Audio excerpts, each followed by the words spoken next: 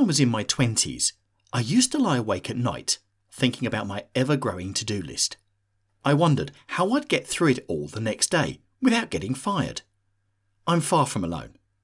According to the Health and Safety Executive in the UK, 526,000 UK workers reported they had experienced work-related stress, depression or anxiety in 2016-2017. In this video, I'll give you 7 proven productivity strategies that will help you take charge of your time and do more of what you want to do. It's easy to spend the day on busy work. Long meetings, lengthy email chains, an endless stream of notifications, and more. Instead, clarify what you want to have accomplished by the end of each week. Then work toward that.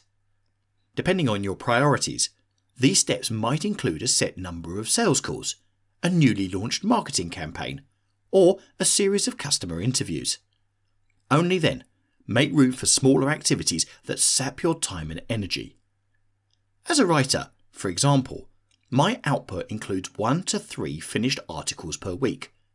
I can make time for Twitter and Instagram after I've finished writing those articles. This productivity strategy comes from the author of Getting Things Done, David Allen. The psychological burden that comes with postponing tasks and writing them on your to-do list often takes far more time than if you'd attended to the item immediately. You'll be surprised by what you can accomplish in 120 seconds. But if the activity takes longer, write it on your to-do list. In Getting Things Done, Allen wrote, "The rationale for the 2-minute rule is that that's more or less the point where it starts taking longer to store and track an item than to deal with it the first time it's in your hands. In other words, it's the efficiency cutoff." Your calendar is one of your most valuable assets. Guard it wisely. Elon Musk, for example, plans out every minute of his day, including when he eats and sleeps. That's an extreme example. Still, at the end of the day, review your calendar and see who you met with and how you spent your time. Consider what meetings or activities energized you and which ones ran over. If you're on a key project, book an hour or 2 in your calendar for working on this project before the demands of the day take over.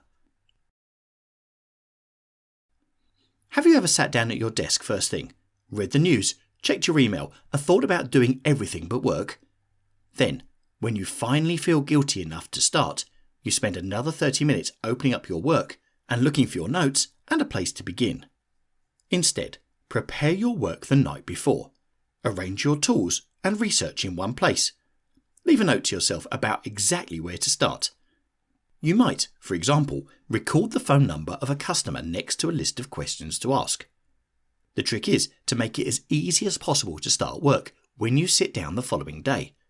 You don't want to have to spend any time looking for what you need. Isaac Newton's first law of motion states, "An object at rest stays at rest, and an object in motion stays in motion, with the same speed and in the same direction, unless acted upon by an unbalanced force." This applies to accomplishing more each week too. In other words, if you gain a little momentum on a project by working on it for just 30 minutes, you're far more likely to sustain this momentum for the working week. Alternatively, if you attempt to power through a project during a single 3 or 4 hour block of work, it will take a lot more of your energy and time. The old productivity maxim, "What gets measured gets done," is attributed to Peter Drucker, among others. You can track yourself by recording how long you spend on tasks for a couple of days. You don't need to do this in the long term. But if you know how you're spending your time, you can decide what activities to purge and do more. An app like Harvest is useful for tracking how you're spending your hours. Or you could simply record your working day for a week in a spreadsheet. Then, on Friday, you can see what's taking longer or less time than you imagined. You can also see if you're spending enough time on key projects and too much on less valuable activities. This knowledge will enable you to plan for the week ahead. The weekly review is an effective productivity strategy for the overwhelmed. I also learned about the weekly reviews several years ago from Alan, and it's helped me avoid feeling stressed over the weekend. He wrote, "Most people feel best about their work the week before their vacation, but it's not because of the vacation itself.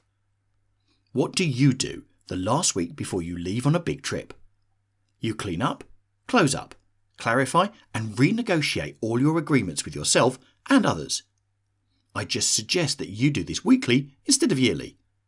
Once a week, spend 30 to 60 minutes reviewing what you worked on, what lessons you learned, and what you want to accomplish next week.